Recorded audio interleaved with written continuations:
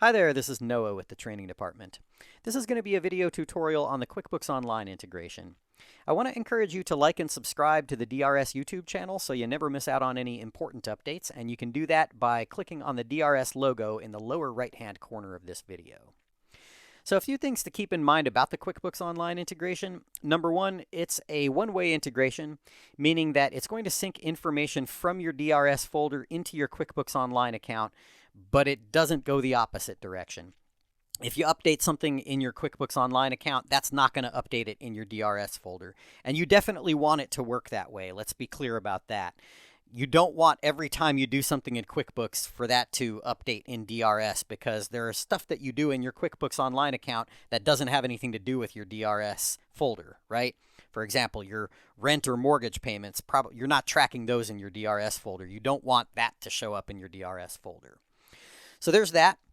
Another thing to keep in mind about this is that you're going to want to get on monthly billing for your DRS pay. And what that means is that instead of every day getting your deposits from your DRS pay transactions minus the transaction fees, Full Steam is actually going to deposit the full amount from all of your transactions. So if the transaction total was $541, that's what you're going to get. They're not going to take the transaction fee out first. But then at the end of the month, every month, they're going to send you a bill for all of your transaction fees. So instead of taking them out on the fly with each transaction, they're going to just send you a bill for all of your transaction fees at the end of the month. And the reason that you have to set it up that way if you're using this QuickBooks Online integration is because, your DRS folder is going to send that information to your QuickBooks Online account as far as, it should be like $541. And so then when you get a deposit from your bank, if it's like $521 because they took out the transaction fees, they're not going to match up, and you're going to have a hard time reconciling them. So that's that. And then the last thing to keep in mind is order numbers. Every transaction in your QuickBooks Online account is going to have a transaction number, I think is what QuickBooks calls them. All your DRS transactions in there are going to inherit the order ID number from your DRS folder. So if you have any existing transactions already in your QuickBooks Online account that have the same order number as an order that comes through from your DRS account, then that new DRS order is going to erase and replace that old transaction in your QuickBooks Online account. So to avoid those problems, you just want to make sure that your order numbers are high enough in your DRS folder that they're not going to conflict with any existing transaction numbers in your QuickBooks Online account. We'll take a closer look at that later in the video. So to get the integration started, we're going to go ahead and go to Admin, General Config, QuickBooks Online. And then as you're going to see here, there is a knowledge base tutorial that you can read that is really thorough, that goes through a lot of things related to this integration. So between this video that you're currently watching and this tutorial right here, you should be good to go. So I encourage you to go ahead and open that. And once you've read through that and you understand it, then it's real simple, and there's a little bit more information here on this page too. So once you've read and understood all of that, you can go ahead and click here to enable the integration. So Intuit's going to give you a prompt to approve DRS accessing your Intuit account, so you just go ahead and click here to connect them. And then, yep, should just take a few seconds, and then you're here. So you just go ahead and click here to continue. Now, you won't see any orders down in here. The reason that I'm seeing orders down in here is because I've already connected and then disconnected from QuickBooks Online in this folder. And I did that because I was preparing to make this video. I was testing and making sure that I was preparing to make the video.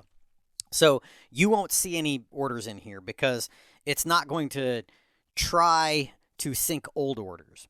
This integration is only going to start syncing new orders that happen after you enable the integration. Now, there is actually a way to put your old orders into your QuickBooks Online account via this integration. It's a little bit of a painstaking process. It's pretty much a manual process, so I wouldn't advise you try to do that for a lot of orders, but if there are some orders that you want to sync between, old orders that were already in your folder that you want to sync between your DRS folder and QuickBooks Online, there's a way to do that, and we'll go through that later in the video. So let's go ahead and place an order so we can test this integration. I'm going to go ahead and speed up this part of the video because y'all don't need to sit there and for several seconds watching me place an order. Now I'm going to add something. I'm going to add some of these firewood cutting supplies, and the reason why is because I want to test that apostrophe right there, and I'll show you why in just a moment here.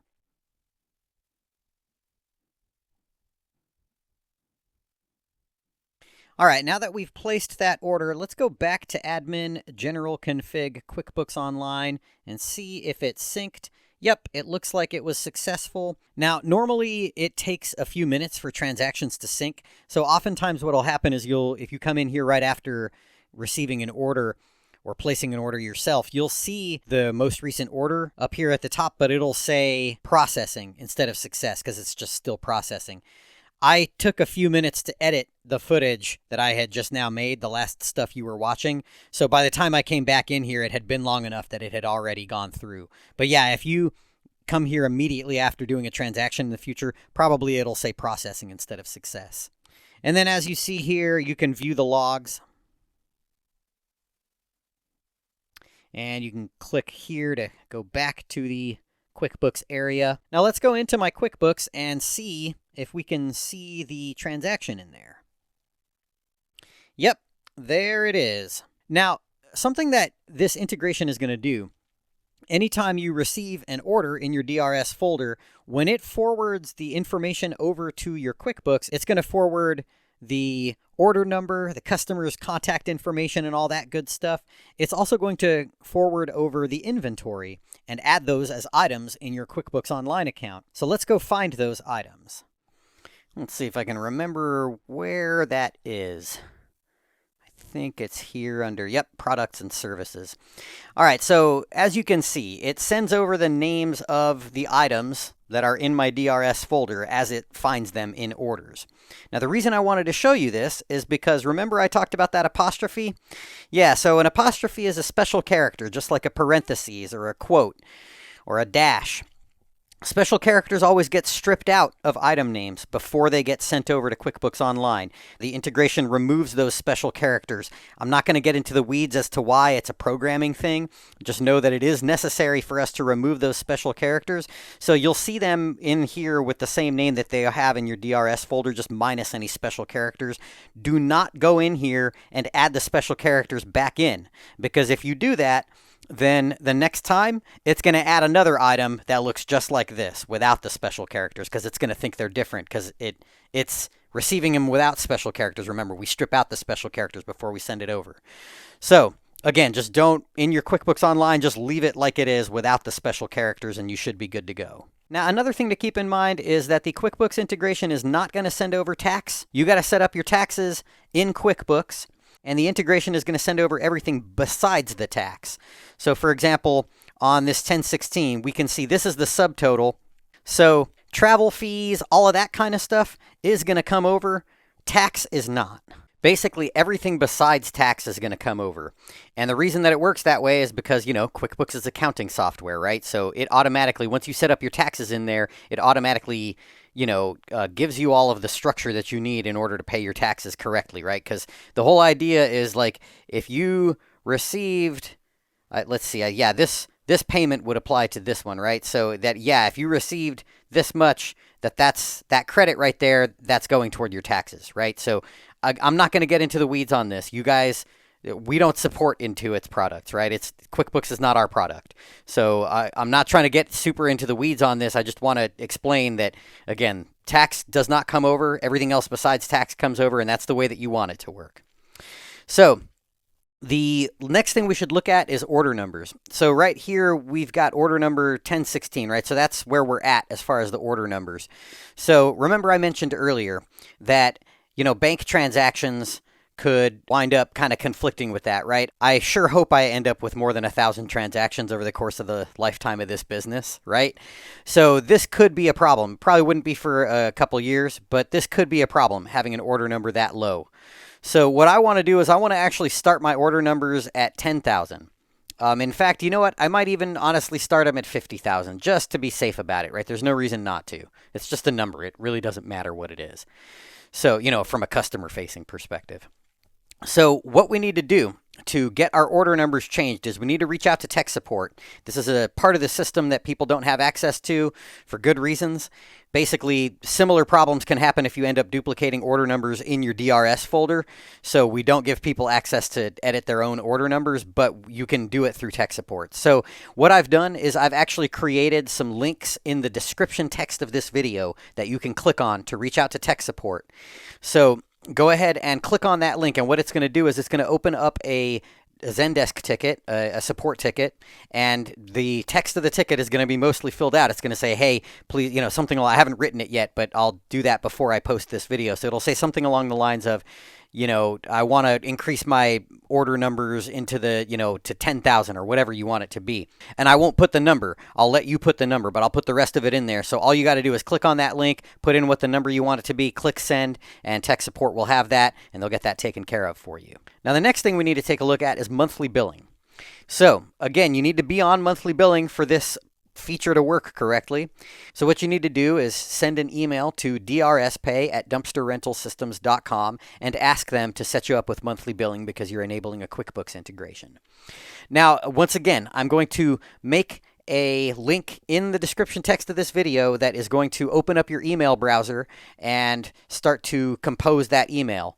So go ahead, make sure to read the text of it and add anything that you need to add to it. But again, if you want to get set up with monthly billing, just click on that link, and I've tried to take care of as much of that legwork for you as possible.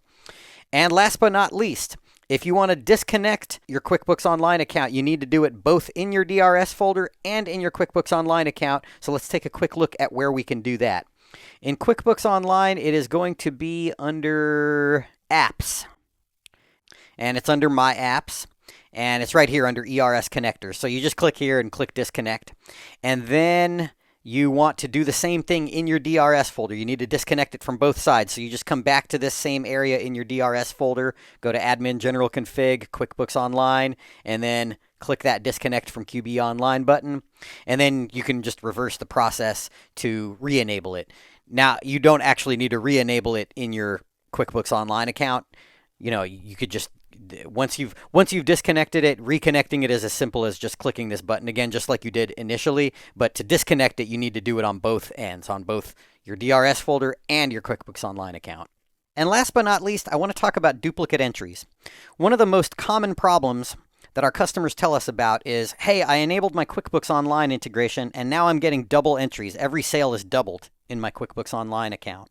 So the reason that is happening is because DRS is sending over the transaction via the integration, and then your bank is adding the transaction in via your integration with the bank. So it won't get doubled up for a couple of days, right? Because you're not going to get your money for a couple of days. So at first it'll look fine, and then a couple days later when the bank deposits the money from that order, then all of a sudden it's going to look like you have duplicate entries. So the solution for that is you have to monitor your bank transactions carefully in your QuickBooks account. And anytime you see a payment from Full Steam for an order, you want to exclude that payment. That way your reporting and accounting will stay straight. You'll get the one record from your DRS integration, and you won't have a duplicate record from your bank. Now, last but not least, I know I said that about the last thing, but this actually is the last thing and not the least. I'm going to show you how you can resync a transaction that already synced in your QuickBooks account. Well, basically, what you need to do in order to resync a transaction is to find the transaction and resubmit it. Now, sometimes that's going to mean that you added new items to the order, right? Maybe that's what is changing about the order is you're adding new items. Maybe you're updating the customer's contact information. Whatever it is that you're doing, once you've made those changes, you need to go back into the payment screen and you need to submit the order again. Now, again, if it's going to be like you added items to the order, remember, only one dumpster per invoice. But let's say you added some other items to the order or something like that. Well, that's going to make an adjustment, and perhaps the customer, and if the customer is paying, then you're not going to use submit without payment, right? You're going to use whatever the payment type actually is. The point that I'm making is you got to choose a payment type, whether it be submit without payment or one of the other payment types, and then you need to go ahead and submit the order in order for it to resync into your QuickBooks Online account.